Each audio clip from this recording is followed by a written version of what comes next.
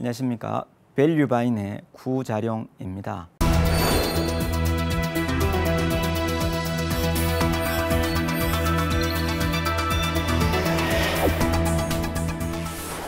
트렌드와 마케팅에 관련돼서 네 번째 강의를 시작하도록 하겠습니다. 앞쪽에서 트렌드를 어떻게 파악하고 또 어떻게 마케팅에 활용할지에 대해서 말씀을 드렸고요. 이번에는 마지막으로 소비 가치, 즉 소비의 가치 소비라고 하는 이런 트렌드들이 지속적으로 있어 왔었습니다. 이 가치 소비 트렌드를 실제 고객들이 어떻게 전달할 것인가 하는 그런 스토리를 텔링하는 그런 방법들을 중심으로 말씀을 드리도록 하겠습니다.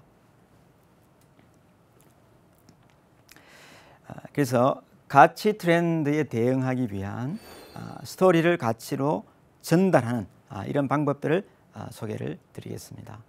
역시 세 가지 이슈를 뽑아봤습니다. 가치 소비자 그들은 누구인가 하는 거하고, 가치 소비의 지속화가 되고 있는 현상들이 있습니다. 그리고 이러한 가치 소비 시장은 어떤 시장들이 있는지, 그리고 메시지를 바이러스처럼 퍼뜨리기 위한 이런 방법들에 대해서 소개를 드리겠습니다. 우선 가치 소비가 무엇일까 하는 게 고민입니다. 오랫동안 있어 왔던 트렌드 중에 하나입니다. 자신이 중요하다고 여기는 가치가 있습니다. 이런 가치는 모든 것을 쏟아붓고 싶기도 하죠. 그리고 그렇지 않는 어떤 부분에는 전혀 신경을 쓰고 싶지 않습니다. 그래서 그 외의 것들에는 알뜰하고 합리적인 소비를 추구하는 이런 소비 경향을 우리는 가치 소비라고 합니다. 그래서 여기서는 두 가지 고민이 있습니다. 우선 가격을 중요하게 보는 사람들이 있는데, 이런 경우를 우리는 가격 측면에서의 가치 소비라 그러고, 또 하나는 좀 더 감성적인 그런 차원에서 심리적인 만족 측면의 가치 소비가 있습니다. 그래서 우리 가치 소비를 단순하게 저가를 찾는 이런 소비가 아니다라는 말씀을 드리고 싶습니다. 즉, 소비 행위를 통해서 소비자가 제품에 있는 기본적인 가치 이상으로 추가적인 어떤 가치를 원한다. 이런 것을 우리는 가치 소비라고 이야기를 합니다. 자, 가치 소비를 추구하는 사람들이 있는데, 이런 사람들은 어떤 사람들일까? 한 세 종류 이야기를 좀 드릴까 합니다. 먼저 이 포미족이라고 이름을 붙였습니다. 지금 여기 있는 단어의 앞자리만 따면은 포미가 되기 때문에 포미족이라고 이야기를 합니다.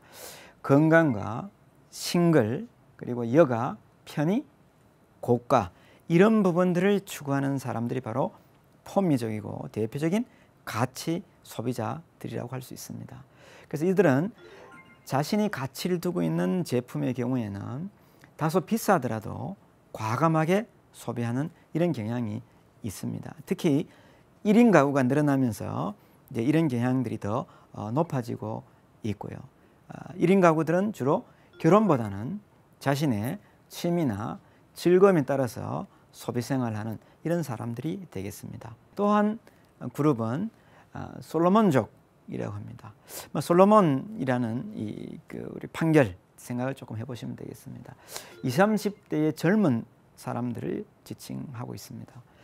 20, 30대 젊은 사람들 중에서도 무조건 값비싼 물건 이런 걸 사는 게 아니라 자신이 가치 있다고 여기는 그런 부분에 대해서 때에 따라 그때그때 다르게 판단을 내리는 이런 능력을 갖고 있는 사람들을 우리는 솔로몬족이라고 이야기를 합니다. 주로 젊은 층에서 자기의 만족을 많이 추구하는 그런 제품군에서 많이 나타나고 있습니다.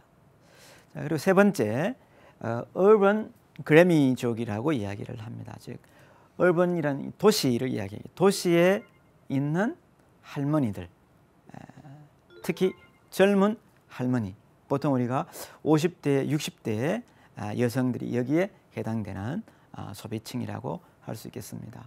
제품의 품질을 아주 꼼꼼하게 살피고 어느 정도 소득을 다 갖추고 있기 때문에 여유로운 소비를 할 수 있습니다. 과거와 같이 자녀가 많지도 않고 그 자녀의 자녀 즉 손자 손녀 숫자 역시 상당히 작습니다. 우리 보통 1인 가구 그러니까 1인 출산이 되고 있기 때문에 그런 부분에서 이 젊은 할머니들은 고가의 화장품이나 프리미엄 가전시장에 상당한 관심을 갖고 있습니다. 그래서 크게 이 가치 소비를 추구하는 사람들은 세 개의 한 집단으로 볼 수가 있습니다. 전반적인 측면에서 포미족을 생각해 볼 수 있고요. 20, 30대 젊은 층의 솔로몬족, 그리고 50, 60대 여성인 이 얼번 그레니족까지 해서 가치 소비를 추구하는 이런 사람들의 집단을 집중적으로 한번 고민을 하겠습니다. 자, 이 사람들은 왜 가치 소비를 지속적으로 요구하고 있을까 하는 부분이죠. 즉, 가치 소비는 지금의 트렌드가 아니라 이미 오랫동안 지속되어 왔던 트렌드입니다. 자, 이 트렌드는 결국 제품 홍수 속에서 일반적으로 우리는 선택의 어려움을 겪습니다. 많은 선택지가 있으면은 실제 선택이 어려워지는데 그것을 해소하는 방법이 바로 가치 소비를 선택하는 방식이 되겠습니다. 즉 소비 과정의 스트레스를 줄여주는 방식이 됩니다. 그리고 오랫동안 무겁게 사용하는 게 아니라 필요할 때마다 가볍게 소비 행위가 이루어지는 부분에서 가치 소비가 주로 이루어지고 있습니다. 예를 들자면 중고 벼룩 시장이라든지 카쉐어링이라든지 홈쉐어링 같은 이런 부분에서 이루어지고 있는 영역입니다. 그리고 지속적으로 변하고 있는 이 쉴 틈 없이 변하고 있는 이 트렌드에 대응하는 데 있어서 상당한 어려움이 있을 수가 있겠죠. 자, 이런 부분에서 가치 소비는 쉽게 선택할 수 있는 그런 대응 방법이 되겠습니다. 예를 들어서 이케아라고 하는 이 매장에서 선택하는 제품들은 고객들이 쉽게 선택할 수 있는 그런 제품들이 됩니다. 자, 국내 이케아가 사업을 시작한 이래 현재까지도 지금 만 2년 차가 되고 있는데요. 현재까지도 시장에서는 상당히 많은 소비자들이 방문을 하고 있습니다. 그래서 아직까지도 도로에 이렇게 차들이 주차하기 위해서 줄을 서고 있는 이런 정도로 진행이 되고 있는데 들어가 보면은 이런 쇼룸이 대부분 구성이 되어 있습니다. 그래서 쇼룸에서 구경을 하고 거기에 따라서 창고에 와서 인출해 가는 이런 방식으로 전개가 되는 매장입니다.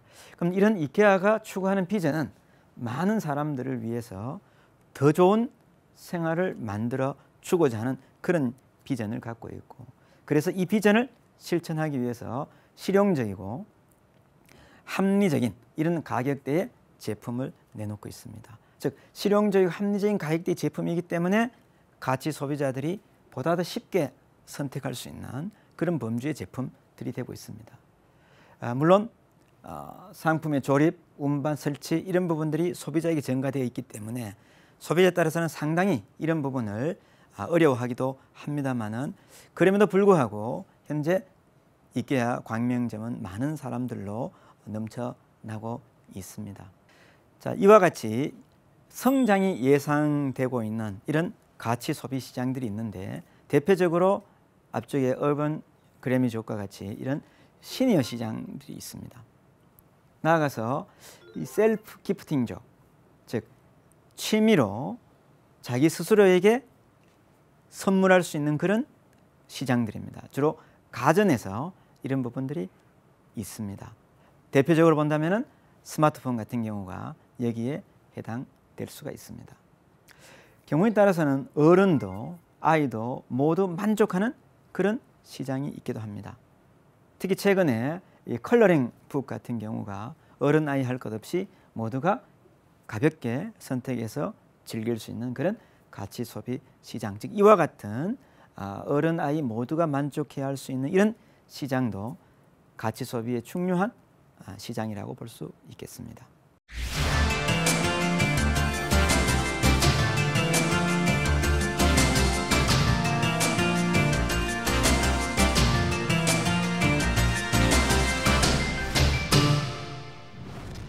자, 그렇다면은 이런 가치 소비자들에게는 무엇을 제공해야 될까 하는 게 마케터로서 역시 문제입니다. 이분들에게는 제품이 아니라 소비자에게 가치를 구매할 수 있도록 전개해 줄 필요가 있습니다.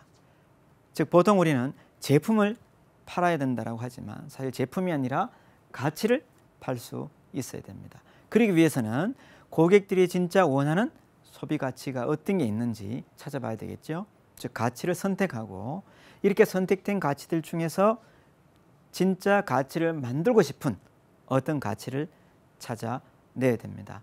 예를 들면 이케아 같은 경우에는 실용적인 그리고 가격 저항이 적은 이런 게 가치를 만들어낸 거죠. 이런 가치를 만들었다면 이런 가치를 이제 고객들에게 전달을 해야 됩니다. 자, 이렇게 전달하는 이 과정들에서 가치를 만드는 것을 우리는 이 가치를 만들어서 전달하는 이런 부분에서 가치를 만드는 것을 우리는 스토리 메이킹이라 그러고 그렇게 만든 가치를 전달하는 것을 스토리 텔링이라 그럽니다. 나아가서 이런 가치를 스토리로 메이킹하건 혹은 텔링하건 여기서 머무는 게 아니라 이제 이것을 실제 실행하는 doing까지 전개가 되어야 제대로 된 가치가 고객들에게 전이가 될 수 있다고 보여집니다. 이런 부분들을 이제 체계적으로 한번 살펴보겠습니다. 자, 그렇다면 먼저 이 가치에 해당되는 스토리라는 게 뭘까 하는 겁니다. 스토리. 물론 이야기이죠. 어떤 게 스토리일까? 이걸 마케팅적인 차원에서 한번 살펴보면은 가장 강력한 커뮤니케이션 수단으로 지금까지 알려져 있습니다. 진짜 그럴지 한번 보겠습니다. 예를 들면 이런 거죠. 태초에 하나님 천지를 창조하시니라. 하나님이 가라사대. 이게 바로 이야기죠. 말씀 아니겠습니까? 부처님께서 보리수에서 이르시되 이 역시 말씀으로 이루어져 있습니다. 그럼 자활, 즉 공자활 이렇게 되는 거죠. 공자선생께서 말씀하시기를, 즉 결국은 말씀이죠. 우리 선현들의 말씀, 그 말씀이 이야기로. 그래서 옛날에 모닥불 옆에서 할머니들이 전해줬던 이런 옛날 이야기가 바로 이야기의 전형입니다. 이것을 우리는 마케팅적으로 다시 해석을 하면은 바로 고객 경험을 나누는 이런 이야기들이 되겠죠. 이것을 스토리로 만들어 볼 필요가 있습니다. 국순당에서 백세조 이야기라는 것을 꺼내왔었습니다. 지붕유설에 있는 내용을 갖고 백세주 이야기를 만들었습니다. 물론 과거의 문서에 있는 내용이지만 여기에 중요한 사실은 바로 백세주가 젊게 살 수 있도록 한다라는 거고 그 원료가 구기자라는 겁니다. 그래서 구기 백세주를 시장에 내보낼 때에 이런 과거의 스토리를 갖고 와서 이 제품과 브랜드의 스토리로 활용을 함으로써 보다 더 쉽게 고객들에게 각인을 시킬 수 있었다라고 하는 부분입니다. 그래서 이 스토리는 바로 브랜드를 차별화시킬 수 있는 가장 중요한 맥락이 되고 있습니다. 자, 처음처럼이라는 것은 가톨릭대에 계셨던 신윤복 교수께서 쓴 용어지요. 그런데 이것을 술에 갖고 왔습니다. 물론 이 술은 알카리수로 만든 제초의 술로 이야기가 되었습니다. 그래서 소비자들은 보다 더 쉽게 이 브랜드를 느낄 수 있습니다. 쉽게, 즉 처음처럼이라고 하는 이 브랜드의 출처가 또 그 속에 들어가 있는 어떤 의미가 고객들이 쉽게 받아들일 수 있는 그런 네임으로 전개가 되었기 때문에 훨씬 더 쉽게 마케팅을 전개할 수 있었다라는 부분이 되고요. 그래서 소비자들은 자신이 이해하고 내가 누군지를 보다 더 쉽게 알릴 수 있는 이런 스토리들을 원하고 있습니다. 자, 이 스토리를 만들어가기 위해서는 즉 우리가 스토리를 메이킹한다라고 이야기를 합니다. 그 근거가 되는 원천들이 어디 있느냐? 일반적으로 외부에 있습니다. 고객의 스토리에서, 경우 때는 협력업체에서, 아니면 광고를 통해서, 아니면 어떤 문서에서 이런 스토리들의 원천이 있을 수 있고요. 경우에 따라서는 내부에 있기도 합니다. 직원들의 이야기에서, 경영자의 이야기에서 경우에 따라서는 상품의 내용에서, 내부에 있는 여러 기사거리, 그 안에서 스토리가 나올 수도 있습니다. 이런 내외부적인 스토리는 결국 그 기업의 핵심 스토리와 연결이 되어야 되고, 우리는 바로 이 핵심 스토리를 가치화해서 고객에게 전달해야만 시장에서 성과를 낼 수가 있습니다. 이런 스토리를 구성하는 데 있어서는 크게 한 4가지를 고민해 볼 필요가 있습니다. 우선 메시지가 아주 명확해야 됩니다. 즉 주제, 교훈적인 요소가 필요하죠. 앞쪽에서 국위백세주라고 하는 부분에서 보신다면 바로 구기자라고 하는 부분이 젊게 만든다라는 거죠. 그래서 100세까지 살 수 있다, 이런 의미가 들어가 있는 거죠. 갈등이 있습니다. 예, 지나가던 이 선비가 회초리를 맡고 있는 어떤 늙은이를, 젊은 사람이 회초리를 치고 있습니다. 그래서 물어봤지요, 이 젊은이한테. 근데 그 젊은이가 실은 아버지였고, 이 노인네 같은 회초리를 맞는 사람은 바로 아들인데 바로 이 백세주를 안 먹이기 때문이다 라는 게 스토리의 핵심이고, 바로 거기에 갈등이 있는 겁니다. 이거를 등장인물들이 적절하게 해결하면서 이야기의 흐름을 만든 게 스토리입니다. 그래서 이 4가지 메시지와 갈등과 등장인물과 플롯이 적절하게 배치가 될 때 좋은 스토리라고 할 수 있습니다. 이제 이런 스토리를 고객들에게 전달해야 됩니다. 이것을 우리는 텔링이라고 그럽니다. 일반적으로 문학, 연극, 영화에서 많이 쓰는 방식을 마케팅에 가져왔습니다. 그래서 스토리의 원천들이 있고, 거기에 이야기가 있고, 이 이야기를 적절하게 마케팅의 채널을 통해서 고객들에게 알리는 것을 우리는 텔링이라고 이야기를 합니다. 자, 그래서 스토리텔링의 효과는 상품 가치를 명확하고 진솔하게 전달하는 바로 그 진실의 힘에서 나오게 됩니다. 소비자들은 과장된 포장 혹은 허구, 이런 이야기는 이제는 속지 않습니다. 바로 명확한 가치 제한이 없는 그런 스토리는 시장에서 결코 성공할 수 없다라는 거죠. 그래서 이제 시장에서 성공할 수 있는 그런 스토리를 만들어서 시장에 가야 되겠습니다. 예를 하나 살펴보겠습니다. 파타고니아라는 브랜드가 있습니다. 미국 브랜드이고, 이 브랜드를 설립한 분이 이본 치나드라고 하는 분입니다.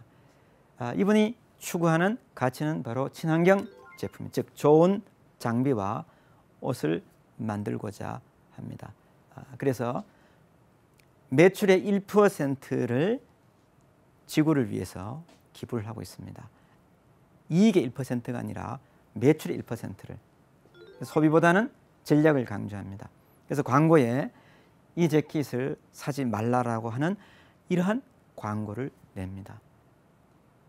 기존의 광고와는 전혀 다른 광고이죠. 그리고 파도가 칠 때는 직원들과 함께 서핑을 갑니다. 모든 직원들과 함께, 즉 회사 업무를 전펴놓고, 이와 같은 부분들이 파타고니아의 진실이고, 이것을 가치로 전이해서 이야기를 전하기 때문에 현재 우리는 이본 치나드와 파타고니아의 진실을 믿을 수 있습니다. 만약에 이와 같은 부분에서 하나라도 틀어진다면 우리는 더 이상 파타고니아를 브랜드로 좋아할 이유가 없어지게 됩니다. 자, 그다음 이것을 이제는 텔링까지만 하는 게 아니라 투잉까지도 할 필요가 있습니다. 그래서 이제 실행으로 옮겨야 되겠죠.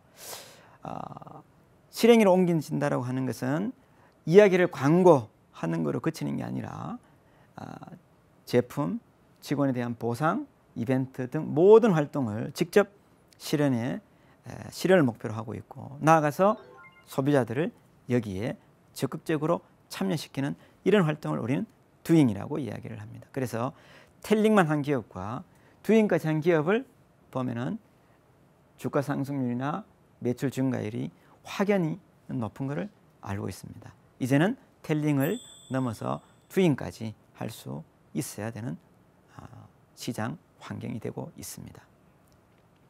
자, 실제 예를 한번 보겠습니다. 자, 레드볼이라고 하는 브랜드는 에너지 드링크입니다. 이 에너지 드링크에서 주장하는 것은 바로 익스트림 스포츠입니다. 자, 익스트림 스포츠는 즉 위험을 감수하는 거죠. 이 위험을 에너지를 내기 위해서 고객과 함께 이야기하고 구성하고 실행에 참여를 합니다. 그런 행사로 에어레이스 같은 이런 고개 비행이라든지 스트라토스 같은 이런 내용이라든지 혹은 도보와 패러글라이딩만으로 1000km를 넘게 종주하는 이런 활동들을 전개하고 있습니다. 바로 브랜드의 진정성을 느끼게 할 수 있는 그런 이야기거리를 실제 실행으로 옮기고 있습니다.